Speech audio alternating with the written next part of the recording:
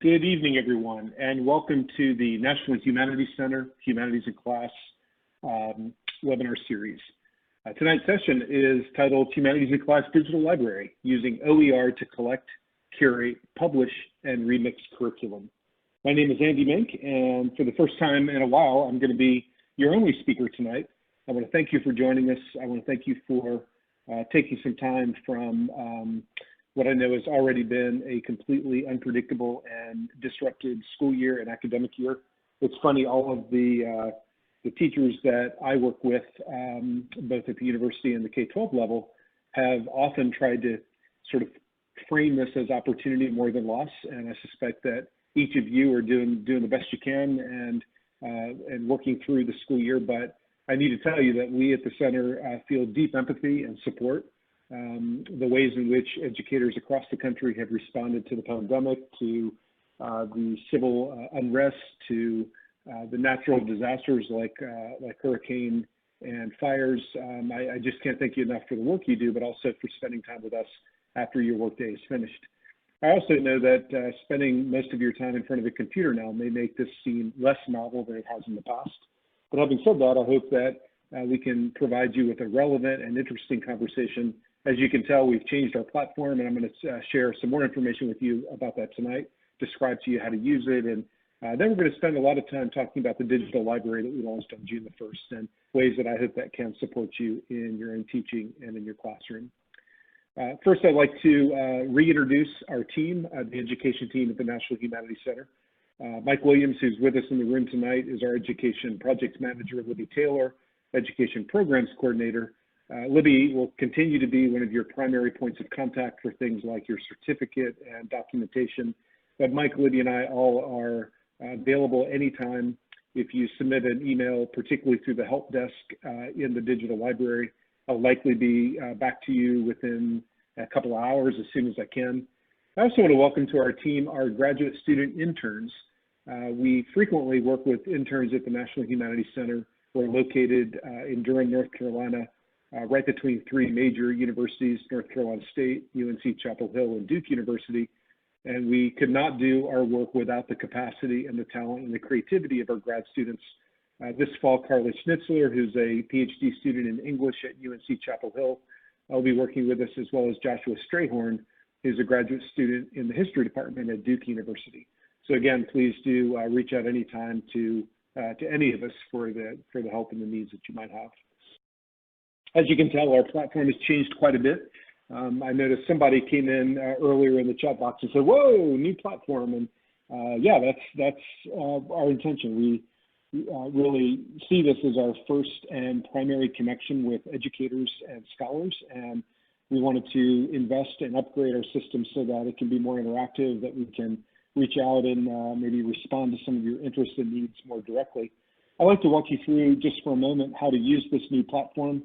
I don't plan to do this through all of our sessions this year, but I'm going to do it for the first couple before we're all sort of used to and ready to navigate it. But I do feel like this platform will give you a much more seamless interaction with each other and with the content that we're sharing. I should say, to start with, we have increased the capacity of our room. In the past, we have had a capacity at 200, and while we filled it quickly and often, and in fact, almost always for the last couple of years, I'm very aware that that has resulted in some frustrations, and we're just not working with the number of teachers that we had hoped to. So our capacity is much higher this year, and so if you have colleagues in your schools and your networks and your social media that you'd like to share this lineup with, we would love to continue to add members and attendees. So don't hesitate to share it. I know maybe in the past you've said, "Hey, I'm going to this great webinar," and they go and it's full or it's closed. That will not likely be the case in this year's session. So please do share this information as broadly as you can. To begin with, each session, as you know, is supported by both a PowerPoint, like you see, as well as sources that have been put together by our scholars. You did not have sources tonight because this is more of a conversation and an introduction to our year. But usually you will receive a link that asks you to go and interact with some pre-readings or websites or digital materials in advance of the session.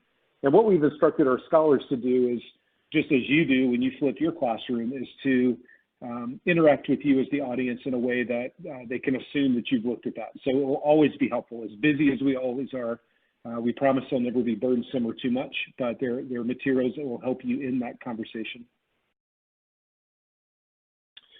The chat box is still a really important part of this for us, and there's actually two ways to interact with each other and with the presenters this year. The first is in the lower right, actually, I'm sorry, as you see on the screen, for you, for the user, it will be in the lower left-hand corner, both of the chat boxes. The first is called the audience chat.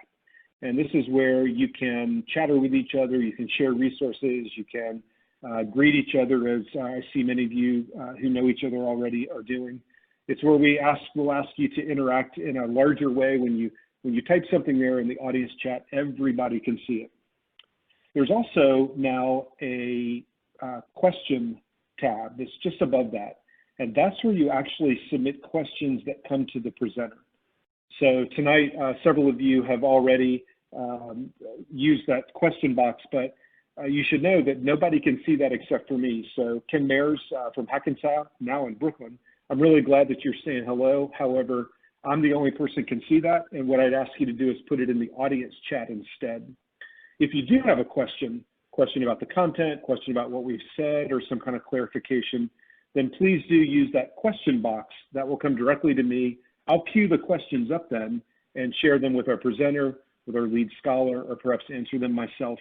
Or if it's something that's just personal and quick and you just need some help with something, then I'll send you a short reply that just goes between the two of us. Finally, you can also access other pre-selected websites that we've added to the session.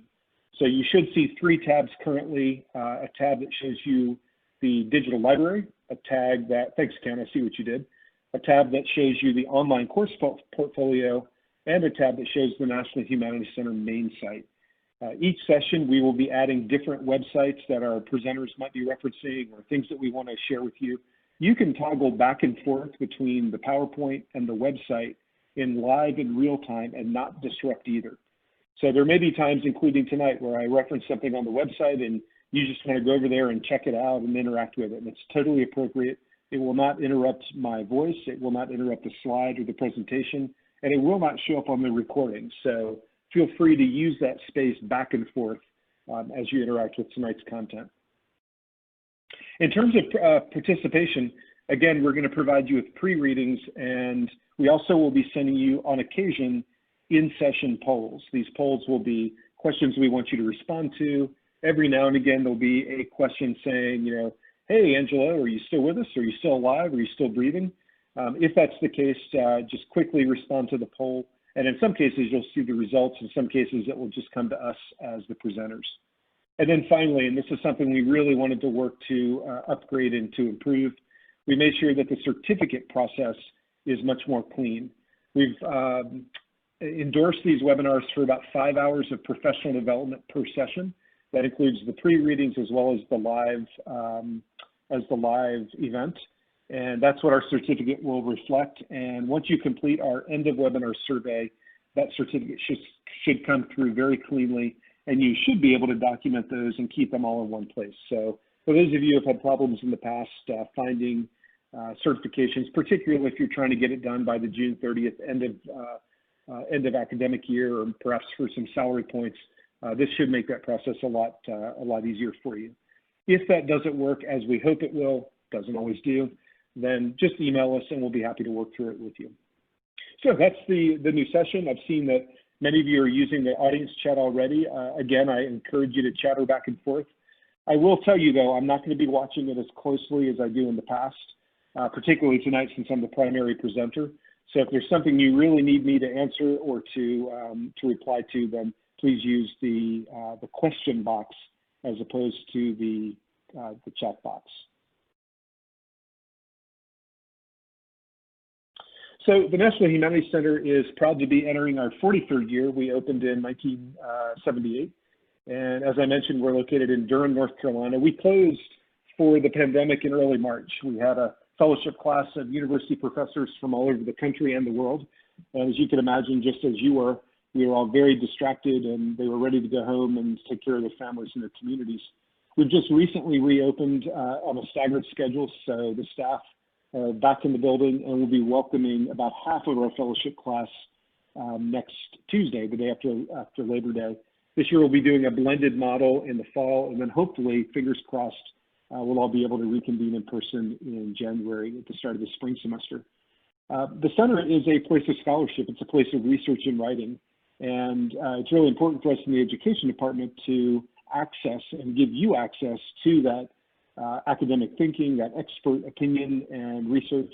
Our education department is really designed to create opportunities for you as an educator, as a professional, as an expert in your own way, to interact with scholars and to better understand these compelling topics in the humanities. I'd invite you to go to our webinar series and see that we have a lot of just really wonderful sessions set up this year. The theme that emerged, I think, is one of marginalized voices and multiple perspectives on different topics. You'll see a lot of scholars from a lot of different places in their career who can offer some really unique and interesting ways to understand these complexities. You'll also notice there are quite a few past fellows who have joined us, particularly in the spring semester. That'll give you a sense of the depth and the breadth of scholars that we work with. There are a lot of different ways that we work to create the bridges that I mentioned. One of them, though, is our online course portfolio. Mike Williams, who is on our staff, is with us tonight in the chat box, and he likely will be sharing and able to answer any questions you might have directly. But I do want to mention that our next series opens on September 14th. We've got 5 courses that will be launched, including a new one titled Understanding the Modern Middle East. Those courses are 5 modules or 5 weeks in length, and they do earn you 35 hours of documented professional development. All of the National Humanities Center education activities have been approved by the states that you see listed on the screen. These are the states that have a state-level endorsement process.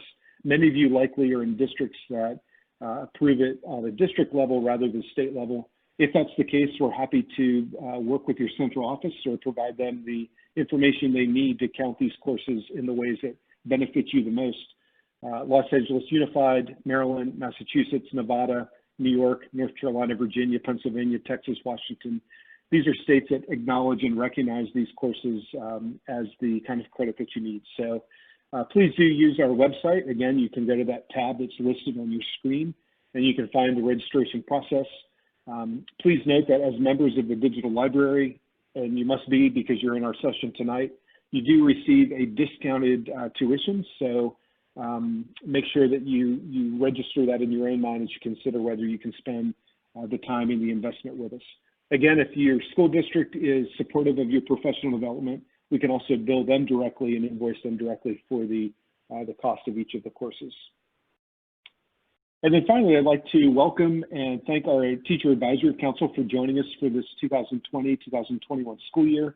I've noticed that several are with us tonight, including Jennifer Stockdale from Independence, Missouri, and Wendy Harris from St. Paul, Minnesota.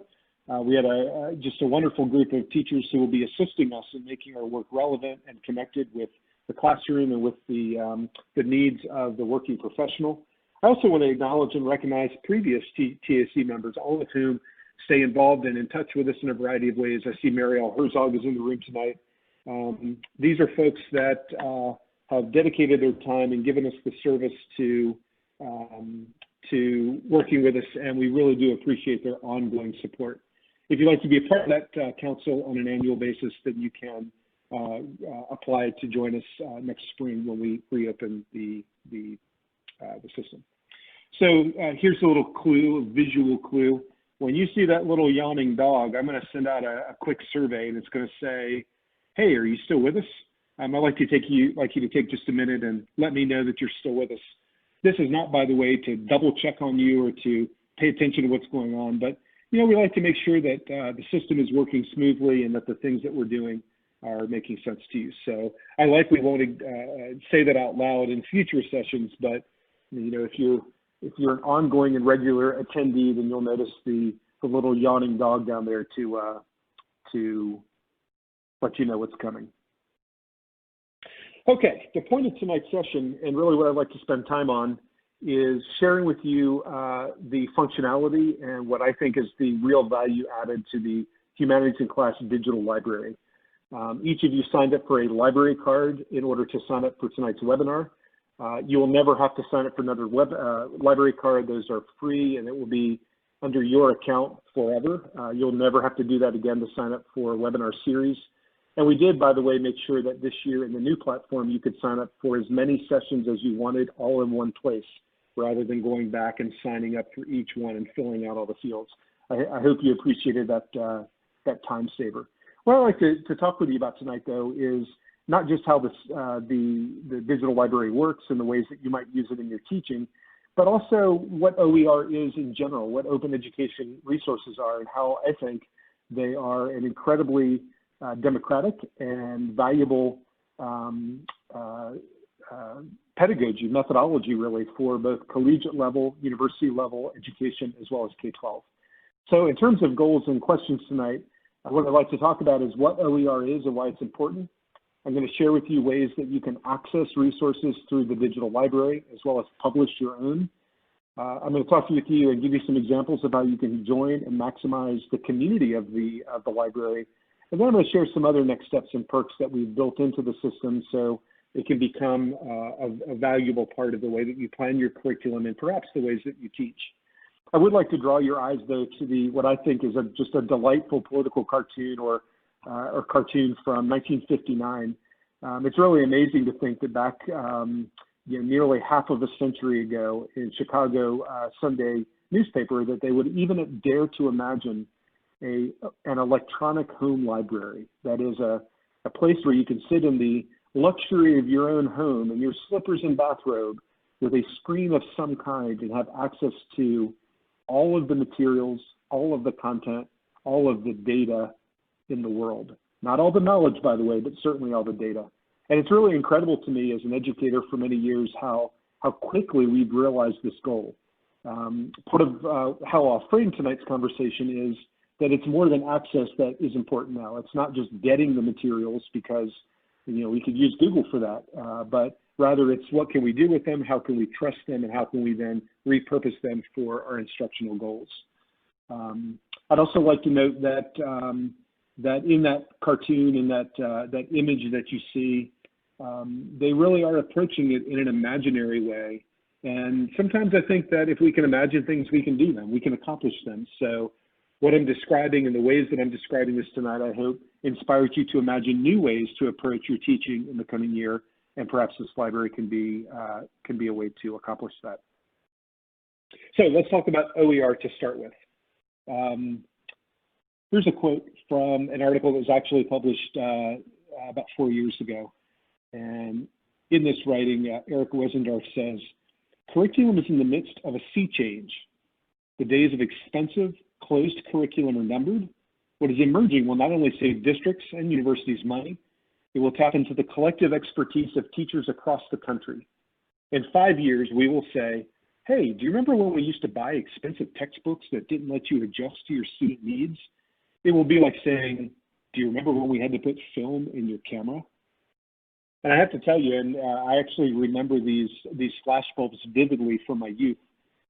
If I were to take these flash bulbs, some of you remember these certainly, where you buy these in a long strip and you attach them to the top of a box camera.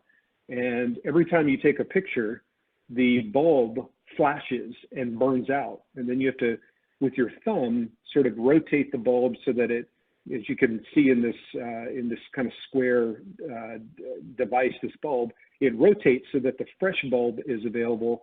And so basically you get four flashes per cube. Who knows, by the way, where all these cubes are now sitting. If I were to take these and show these to my kids are college age and high school age, they would think I was crazy that I actually had to use these to take photographs. And similarly, they have no idea what a camera is. I mean, they know in an intellectual way, but they don't really have a sense of how cameras were such a valuable part of the way we documented the world, because of course, everything is now in our pockets, on our phones, or what we call a phone at least, these devices, these mobile devices that we carry around regularly. I think OER, in a way, is where we're getting close to being with curriculum. The idea that my son, who's a senior in high school, would bring home a textbook and get current events or modern information or up-to-date information without any acknowledgement of being able to go online and get other information. It's just, I just can't even imagine what that would be like. And I suspect that many of you can't imagine what it would be like to teach without an online resource, particularly now that we're all, and many of us are teaching virtually. Open education resources are an evolution of the ways that we're getting these resources. As a working definition, and certainly the ways that you can think of with a digital library, OER, if nothing else, has to be digitally based resources. And you will find in the library all kinds of resources. You'll find categories that I would qualify as scholarly, things like video lectures or essays or recordings of a webinar or primary source collections. You'll also find instructional materials like PowerPoints, assessments, syllabi, readings, lecture notes, etc. The OER piece means that these teaching and learning resources, whether they're scholarly or instructional, have been released into a Creative Commons domain and they can be repurposed for others. OER means that you can democratically get to it and you can use it in the ways that you see fit. Now, the truth is, as teachers, as educators, we likely do a lot of this already, but this is a free and open way of finding the resources you can trust and then using them in a way that makes sense for you. I'm going to refer you back to the poll that you took when you first joined tonight's session, and the results, as you saw, back up the fact that most of us, in order to find the digital resources we need, go to Google. 82% of you, which by the way is almost to the number of what education research shows, 82% of you use Google to find the digital resources for your classroom that you need. And of course, when you type in a keyword into Google, you might get 33 million hits. You might get, hundreds and thousands of pages, and you likely only use the first 10 items that pop up. But that's where you tend to go. And what OER does, I think, is begin to create the opportunity to use online resources in a meaningful way, in a trusted way, and in a way that is legal and safe for your curriculum and your classroom. By the way, Elizabeth, I see your note, your question in the audience chat box, and my eyes are just used to watching that still, and I am happy to leave that question for the group to discuss and to have thoughts about. If you want me to answer it more formally, please do put it in the question box, and I'll bring it up a little bit later. So in terms of OER, there's really a structure, a hierarchy for OER that is generally considered to be the methodology, the 5R permissions. It's the ability to retain, that is to make your own copies, to reuse, that is to share with your students or in your class, to revise, which is to adjust or to modify that resource. It's to remix, which means to revise that resource, but then to republish it in some form so that others can see it. And then finally, it's to redistribute, I'm sorry, I can't say that word. All right, let me try again. Redistribute. I apologize. That's a funky word for me to say for some reason. To distribute again, how about that? And that is that you actually take these resources and you give them out and you share them with others. The Humanities in Class Digital Library does give you all 5 permissions, and I'm going to explain to you tonight how we use it and how you can use it in your teaching. OER, by the way, is also a fully endorsed process. The Department of Education under the Obama administration created a GoOpen program in which they endorsed the use of OER, primarily to make resources democratically available. So regardless of where you were or your background, you could have access to meaningful education resources. And it strikes me that as you think about the support that, that US DOE can give you, if nothing else, it does give some credibility to OER as a process.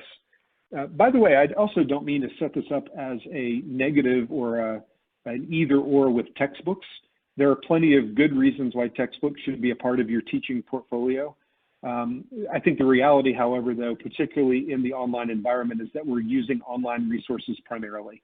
And textbooks, while they can be beneficial and they can certainly be good resource and reference materials, don't have the kind of ongoing real-time adjustable possibilities that OER has. The Department of Ed has, through this GoOpen program, attracted 20 different states that have also become GoOpen states. I suspect you'll find a lot of the states that you represent on this map tonight, including California and Illinois, and I think I saw at least a few people from certainly North Carolina, Massachusetts, New York. The OER platform, the Department of Ed doesn't necessarily endorse a platform. It just approves and encourages states to improve the use of OER in curriculum adoption, in the kinds of pacing guides that you might be creating, et cetera. So let me talk a little bit about OER in very practical terms. So this is the cover of the textbook that was on the shelf when I stood in front of my first group of students in 1992. This was in a middle school outside of Charlottesville, Virginia. I was there the year after I finished grad school, and I remember very distinctly having a sensation that the 27 kids in my first period class, the 140 kids I taught that first day, were all there waiting for me to turn the tumbler lock of what they would engage in this history class. They were waiting for me to make an assignment. They were waiting for me to turn a page from one to the next, or chapters first to last. They were waiting for me to assign a research project or an assessment or a formative assessment or a do now or whatever I was doing. But that textbook in and of itself was not the best resource for me to have. Now, to be fair, because I'm trying to be a little dramatic, there were other resources at my disposal, but this textbook from the 1950s was still sitting on the shelves. In fact, I still have a copy upstairs in my house because I just think it's such a interesting way to see the evolution of the materials that we have available. Even then, in September 1992, it was all about access. It was relying on a body of knowledge and having access to that knowledge. And those students who got the newer books, those students who were able to have access to materials at home, those classrooms or schools or districts that had the money and the wherewithal to have up-to-date resources back in the early 90s had an advantage. They had a different kind of access to knowledge. Now, as a teacher, as an individual, if I was lucky, I would be able to inherit a file cabinet. Can you imagine, by the way, file cabinets now to this degree? And as a beginning teacher, I was able to go in and find this file cabinet. I was able to scratch out Pendleton, comma B, and put on Mink, comma A. And now suddenly I had this kind of small curated set of worksheets and handouts and copies and quizzes and the things that I might use. So I was fortunate to be able to expand my access to instructional resources and content resources by just a little. In fact, I was even more lucky because my classroom was right next to the library. At that point, of course, it was the library, not the media center. And I can still remember working closely with the librarian to pre-select and curate all the books around a given topic, put them on a table or a set of tables in the middle of the library, so that when my students came to do a research project, let's say on World War II, they wouldn't have to go through the whole library. They could just go to that one table with pre-selected materials, and they could get what they wanted to then attack the prompts that I had given, or do the group work I had signed, or the research project that I had dreamed up.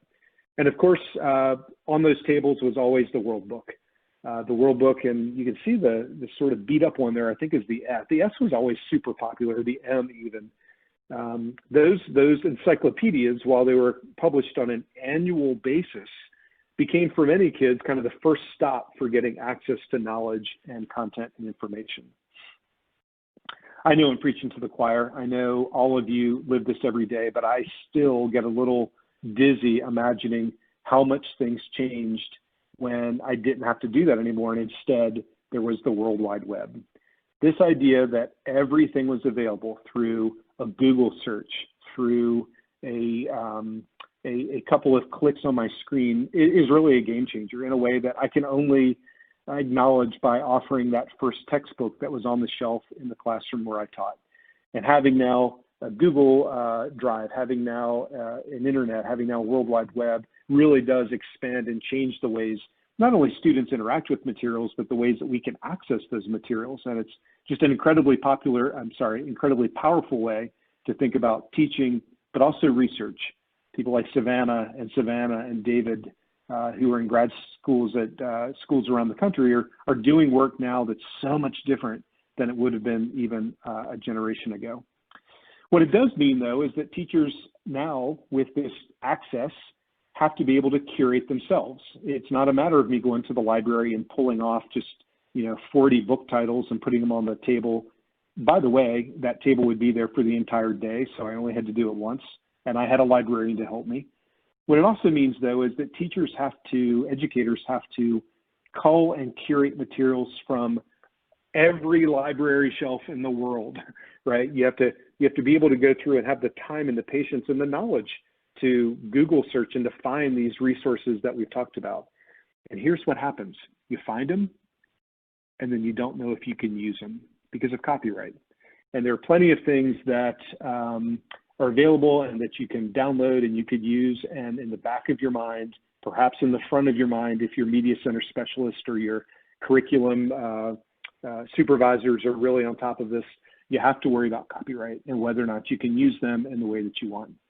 One thing I'd like to frame the open part of open education resources around is that the open is a legal framework for sharing. Anything you find in the digital library will be open for you to use. You do not have to worry about copyright. You do not worry about fair use, and you do not have to worry about the ways that you might mix or remix or modify those materials for your own purposes. So please do take, if nothing else, here's the first real benefit to OER work, and that is the Creative Commons license. Most of the materials that you're going to find in the digital library will be either CC by NC. That means that you can't sell anything in the library, and this is very intentional. I don't think anybody in this room or in the library for that matter would do this, but we don't want folks to go in and take these wonderful resources and lessons and sell them somewhere. And you will find some materials that are non-derivative. Example, if I have a past fellow write an essay, 100-word essay on the Columbian Exchange, we don't necessarily want other users to find it and change and modify what he's written, what she's written. What we do want you to do, however, is create instruction from that then gets published as OER that can be modified. So pay attention to the copyright that is on any given Creative Commons, I should say, that's on any given resource, but you can largely trust and not even think about whether you have the right to use these or not. Here's the other reality of teaching. Every single one of you modifies what you find online. Every teacher modifies a lesson or an instructional resource to use in their classroom or with a student in a different way. I hope that you find the National Humanities Center less inspirational, but I guarantee you, and I'd be disappointed if you didn't, modify it for the grade you teach. You modify it for that grade, you take it to a class, and you likely do it differently in first period than you do fourth. You likely do it differently for Mike Williams than you do Andy Mink. We're constantly modifying, we're constantly remixing as teachers. And it's this modification process and the revision process that the digital library will allow you to do. And do in one place, and do in a place where you can share it with others and have them also modify and revise. Ultimately, I think what we're really trying to address is the tyranny of overabundance. The big problem with the internet, although it's much better than that single textbook I showed you earlier, is that it's hard to find trusted, valuable, vetted materials. It's hard to find, it's hard to know where to go to find real news, real content, not fake content, or just maybe better say, without being flip about it, to find the kinds of resources that will be instructionally valuable. As you can see from the infographic on the screen, the number one reason why people really struggle with using online materials is that there's no comprehensive catalog of resources, and it's too hard to find what you need, 51% and 44%. It's hard to go and know where to begin because you're drinking from not just a fire hose, you're drinking from Niagara Falls. You have access to so many things now that it's flipped and there's a tyranny of overabundance. So the digital library is intended to not be a Google search.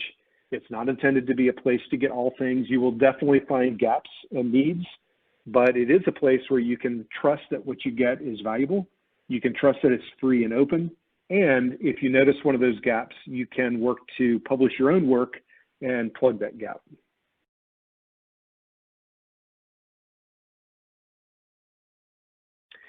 So open education resources then becomes a verb as much as a noun.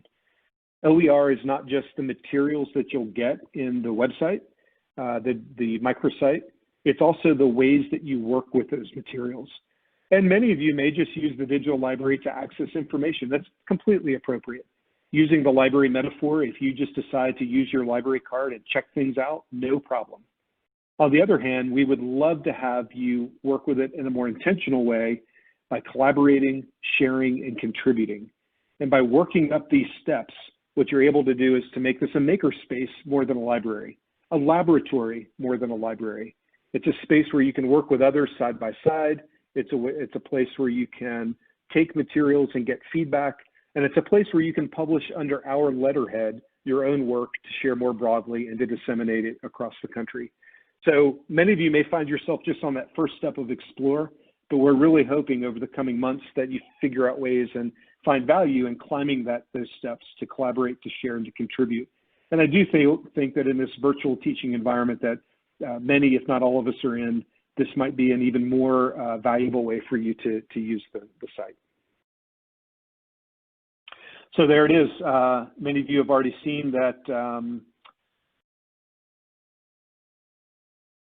Oh, I only have one. So you're only going to get one Are You Awakes, but maybe you saw that yawning dog and you decided to tap back in anyway. So let's talk about the digital library then. And if OER as a backdrop is the methodology, the pedagogy behind this new project, this new microsite. But let's talk specifically about the ways that you can use it and it could advance your teaching. Again, I'd like you to direct your eyes to what I find just super compelling images from the past. This one's from 1960, closer than we think. And you see a student who is sitting at a console with a series of test questions and a TV interactor with someone speaking at them through a screen while mom does something with, it looks like maybe dinner she's preparing on the side. And of course the hovercraft is in the driveway just to the upper left. Again, we're getting so close to living in the future that these kinds of images, I think, are reminders of how far we've come and maybe how far we have left to go. So the digital library will always be free and open, and it is an agnostic tool in terms of who can join. It's a library card. So if you're a scholar or a researcher, if you're an educator at any level, including K-12, university, community college, informal educator like a museum docent or a historic site manager, if you're a homeschooler, if you're a parent who is looking for materials that you want to use in your teaching, this is the ways that we hope you can use it.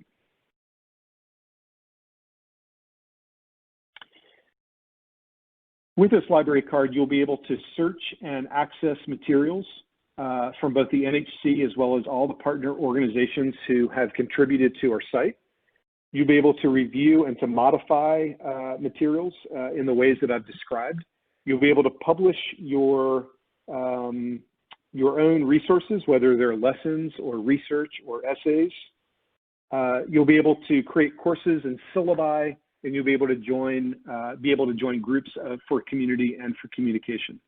So you will be able to use this library as robustly as you like. On the other hand, you might decide that you just want to use it to access resources, and that's completely appropriate as well. I'm noticing, by the way, that a couple of our participants tonight, Melissa, Roseanne, Maricita, have noted that they can't see the image. If you would, please, if you can see the image, please let me know in the chat box, just so. Thanks, Roseanne. Yep, you figured out your own issue, which is you need to be on the slides rather than at the top. There's a tab. Thank you for figuring that out. So the Humanities in Class Digital Library has not just National Humanities Center resources, but as I mentioned, also resources from 60 other organizations, and we'll be adding more all the time. In fact, I talked to about 4 different organizations today who will be contributing. And in this digital library, you will find what I would qualify as content or scholarship, video essays, podcasts, primary source collections, readings, training materials. You'll also find instructional resources that have been created by these organizations, activities, lessons, PowerPoints, assessments, syllabi, courses even, pedagogical tools of different kinds. These will be sitting side by side in these digital shelves, and you'll be able to access them through keyword searches at the same time. Our hopes, of course, is that these two things start to blur together. So if you attend a webinar with me, let's say tomorrow night, Claudrina Harold will be joining me to talk about the role of popular music in protests. Afterwards, there'll be a recording of that webinar, and I would love to think that some of you will be able to publish activities that you create, ways that you use the primary sources or the music or the lessons, and that you'll publish them into the library, and now we'll be able to have this ongoing and growing repository. The library card that you've signed up for does give you the opportunity to access private folders. You can create your own private folder that only you can see, and you can organize the resources that you appreciate and you enjoy by theme, by topic, by standard, by class. That is entirely up to you, and the library card that gives you access will have it only attached to you and what you can see. You can access the profile in the upper right-hand corner. You can note that I have my image there. I would encourage all of you to add your photograph or some photograph. Maybe it's a site or a place or a abstract art of some kind, but please do add an image because it does personalize it. And you will be able to both start and index groups and communities. So if you decide to start a group and you want it to be, 8th grade teachers in Los Angeles Unified or AP Human Geography teachers across the country, you can be the moderator and you can have that group either be closed or be open. And that's something that you can access from your library card. And then finally, we'd love for you to provide biographical information. Certainly none of this is required. However, it does allow us to see your interests and your needs. It does allow us to reach out and create opportunities to support you both with curated collections as well as with programs that we run. So the library card is the first thing you need. Please do share this resource with all of your colleagues, all of the folks in your schools and faculties, because this is where we would love to build that membership and to grow it as broadly as we can. This library card also gives you access to curated collections. And at this point, you are more than welcome to toggle back and forth between the slideshow and the website. If you go to the website, you'll note in the upper left-hand, the first, I should say, tab at the very top of the Humanities in Class Digital Library. If you click on that, you can open up collections, and you'll see probably about 20 collections that we've started so far.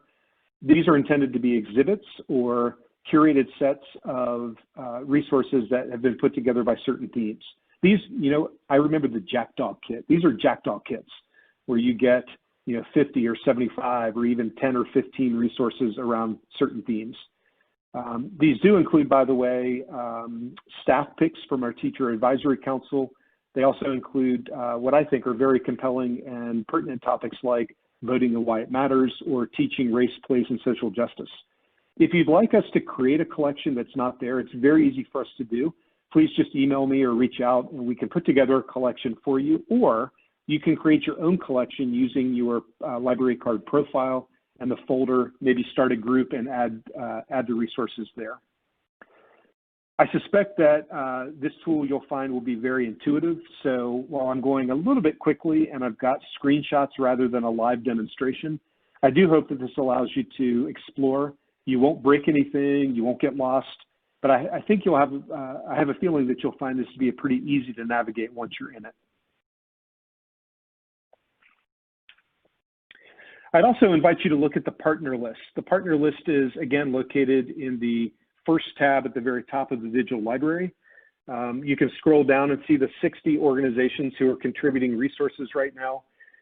They are contributing at different paces and capacities. So some of them might have 500 material resources. Some of them might have 10 or 15. The idea here, though, is that they're selecting their greatest hits to contribute. And it also gives you now very direct contact with them. So the link on the partners page will take you directly to their homepage. You will find things on their homepage that are not in the digital library, but this is a way to kind of cross-reference. As you look through this list, you'll also notice that there are most humanities disciplines represented, and there are organizations that are both small, like the Wake Forest Historical Museum in Raleigh, North Carolina, all the way up to really major organizations like the Huntington Library in Pasadena. And it's important for us to be able to amplify our voices together so that when you go to the keyword search and you look for something, you'll be able to pull up resources from all of us simultaneously. And I would encourage you to play around and do that while we're in our session tonight.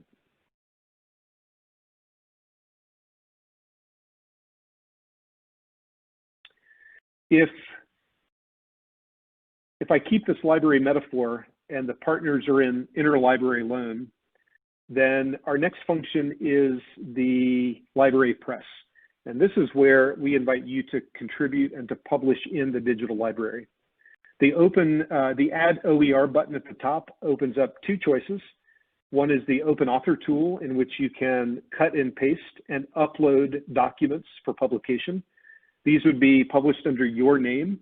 You can also do it with a friend or a colleague and have co-presenters, or co-authors, I should say. I would encourage you to use Open Author by creating your lesson or your assessment or your activity in a Word doc, and then simply cutting and pasting into the Open Author tool. Once you've added all of your content and organized it in the way that makes sense, you'll be asked to add the metadata that allows others to find it. That metadata is important, so please take it seriously and try to be as precise as you can.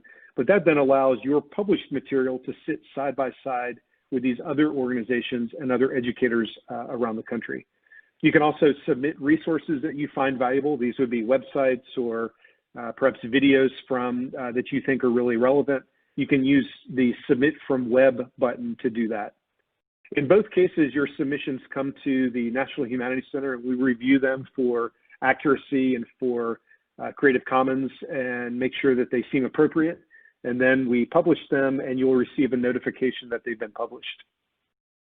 As OER, it's likely that somebody else will find what you make. So as an example, David Temez, who's a grad student at University of Kansas, may publish a lesson, and it's for an undergraduate classroom.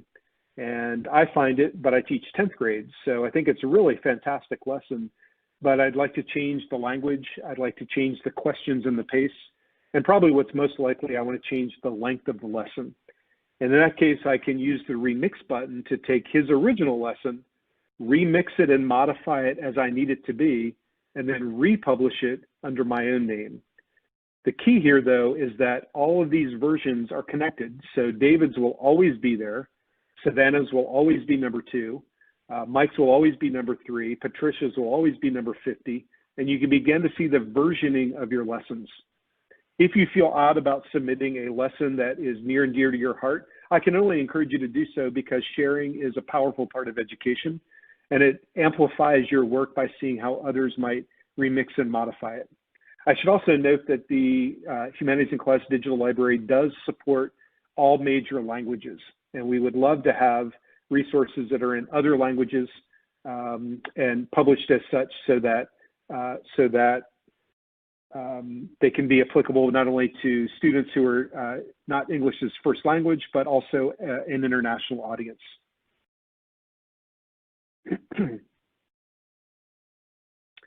I'd also like to introduce you to the group session, which I'll use metaphorically as the conference rooms.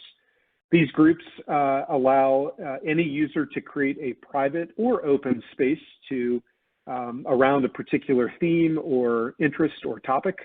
We're working with some schools, for example, who are creating groups for new teachers, or for departments, or for 11th grade English teachers in a particular district. If you start a group, you are the moderator, which means you can approve or accept any request to join. You can also create, I invite you to go and take a look at any of these. You can also create threaded discussions. You can have the members interact with each other, and you can curate resources that the entire group can take advantage of and see. I see this as a conference room in that this group has reserved a space in the library. You can still go into the library to work with different elements of it, but you've got this one sort of private space to work. I tend to use them a lot to support face-to-face events or virtual programs. Both of our summer graduate student programs use the HICDL, and for me, it was a really powerful way to sort of be in one contained ecosystem, even as we went out and used other technologies. You're more than welcome to set up a group for your classes this fall. All the work that we have in the library is teacher-facing, but I do think it's very appropriate to have students with library cards who are perhaps interacting on resources that you find. For example, a webinar recording. Let's say you go back and find the Black Lives Matter recording with Uhura Williams that I did a year and a half ago. There's a 90-minute discussion in webinar form of the historical context of Black Lives Matter. You give your students a chance perhaps for extra credit or perhaps as an assignment in your class to learn from Uhura Williams and the evidence that he brought forth to really contextualize the BLM movement. And that could be an assignment for you, in which case the students would need a library card. And you're more than welcome to share this with your students and to ask them to sign up. Again, it's free. And then to add them to a group that you create that helps support your curriculum. So start to think of this as a workspace, as a makerspace versus just a bunch of resources on a shelf that you might check out. And I would hope that you can find ways to use it in that manner. I should also say that the digital library can be fully integrated into Google Classrooms and most learning management systems. So with a library card, that's the key. You can add a link, and that link would take students directly to the resource. That's, by the way, how I will be sharing resources for this year's webinar series. If you've signed up for tomorrow night's session, you'll notice that you've already received a link to the digital library where you'll get the readings that Quadrina Harold has assigned. So just by clicking that single link, it opens that up for you. Feel free to do that. Feel free to create a group to pre-select resources, either resources in the library or those that you contribute, to put those in a group and then to give your students that link through your LMS. And that would allow them to interact with those materials very directly.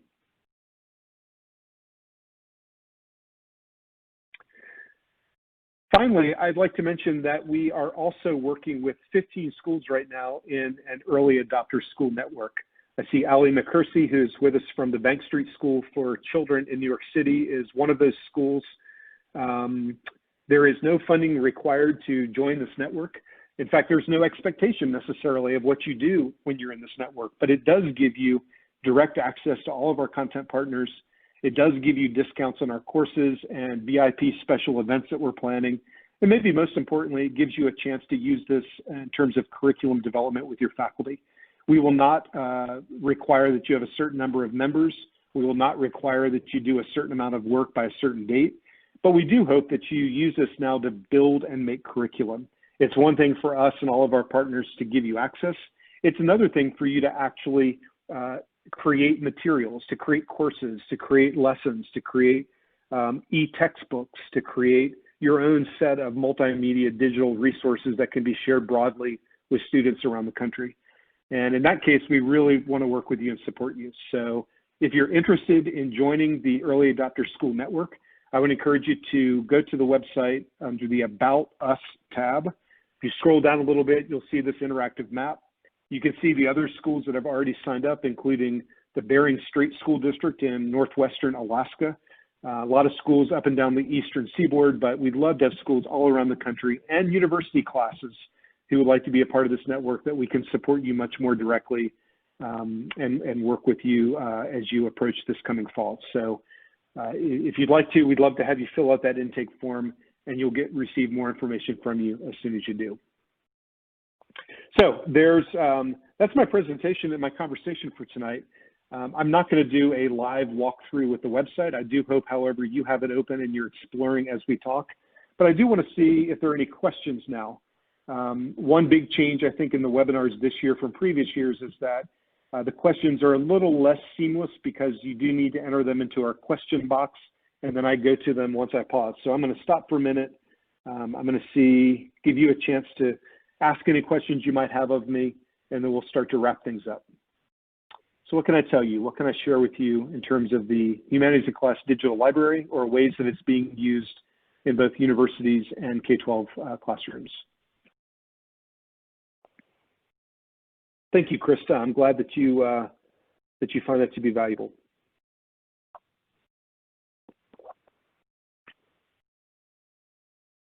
What other questions might you have?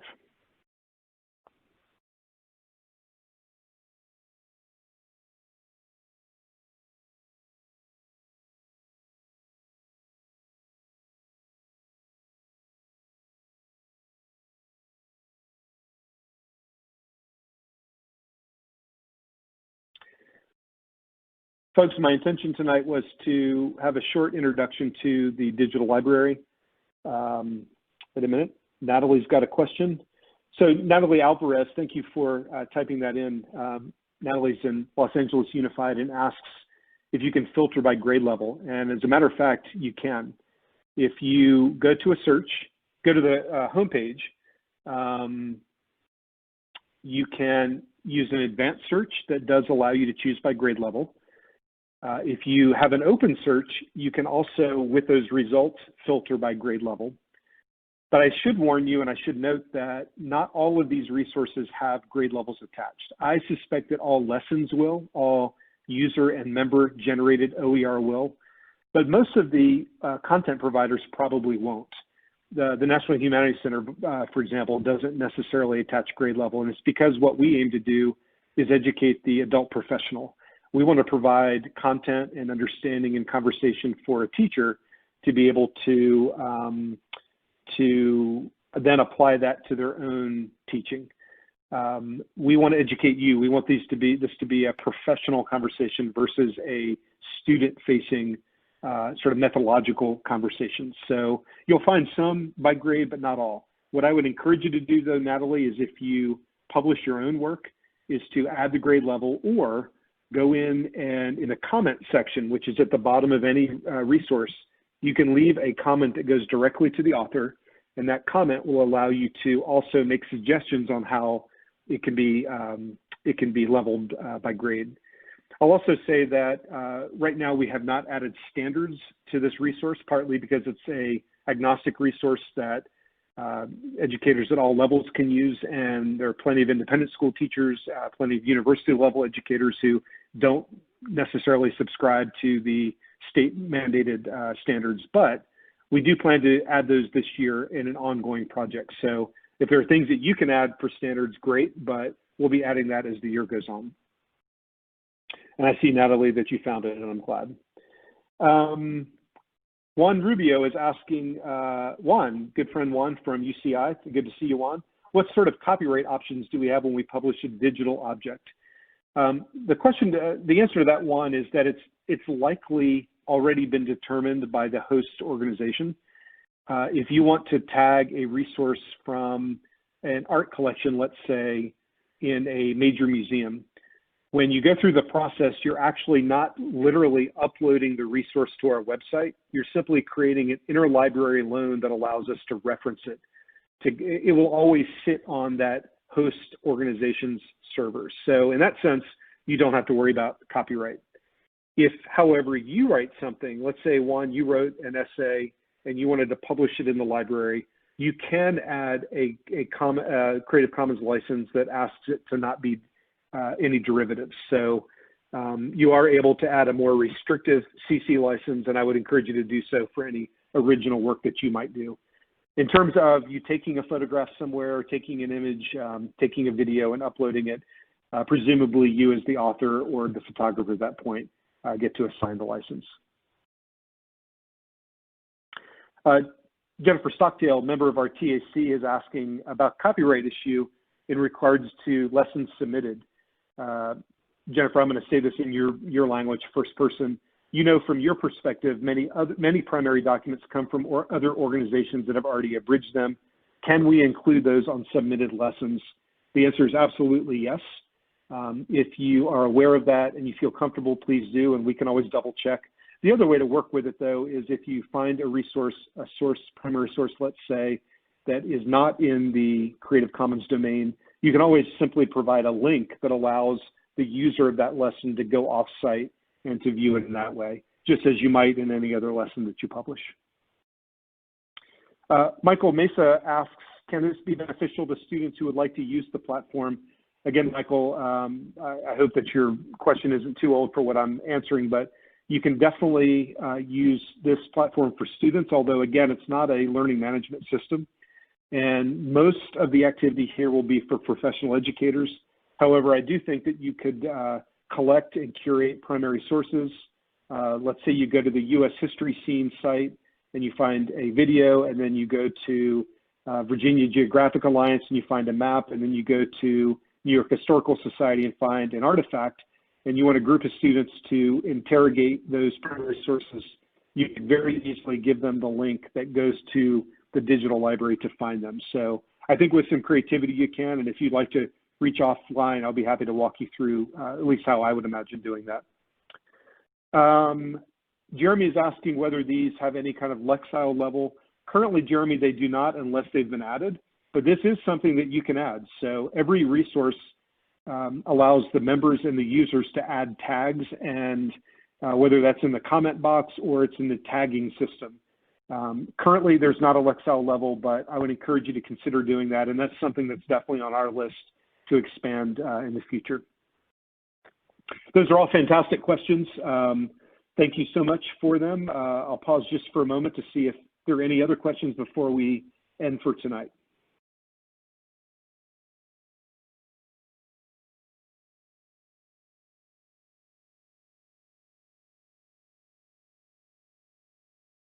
So here's a good question from Allie McCursey. Again, Allie is at Bank Street School in New York, and Allie is part of our Early Adopter School Network. She's asking whether schools can interact and network through the work here in the library. And Allie, I have to tell you, that's really my ultimate goal, is that all the dots on the map on the screen right now are able to contact each other, work together, have faculty work together, share resources. Of course, teaching in Alaska or Utah or New York or Durham is all a very different context. But good teaching is good teaching. And I would love to think that you'd be able to not only reach out with ideas and proposals for each other, but perhaps even have your students working together. Again, we're all in this virtual world. I'd like to see this as an opportunity more than a loss. And maybe this is the time to really start to blow it out and do some really creative things, because you'll get a pass in a lot of ways. So yes, Allie, I do hope that everybody in the Early Adopter School Network will collaborate, and we'll be doing organizing events and trying to facilitate a lot of that collaboration. Folks, I want to thank you again for joining us tonight. This was intended to be an introduction to our year. Please do go to our website and take a look at all the webinars that will be available starting tomorrow night's session with Quadrina Harold. Please do follow us on our social media. That'll give you updates, but we'll also be sending information through the digital library. We'll have an announcements page that'll be there that will have updates from all of our partners. We'll also be sending you emails from that site. It's important for us to support you this year, so our platform can now host a lot more participants. So if you went through and signed up for webinars and thought you'd only choose one or two because they're often sold out, I'd encourage you to go back and maybe sign up for the others that you're interested in. Perhaps it's even all of them. We'd love to see all of you in the room on a regular basis. I'd also encourage you to join the digital library group titled Webinar Series. That's where I'll be posting all of the resources from the webinars, including the pre-readings and the recordings. In a moment, I'm going to close the room and you'll get the final evaluation. Once you complete that, you'll be able to download your certificate, and I promise you it's going to be seamless. I hope to see a lot of you tomorrow night for our next Humanities in Class webinar. In fact, our first of the year, first real content-based webinar titled Soundtrack for a Revolution, Pop Music and Protest Tradition in America. We'll be joined by Quadrina Harold, Professor of History at the University of Virginia. Thanks, everyone. Have a great day tomorrow, and I'll see you next time in the Humanities in Class webinar series. Good night, everyone.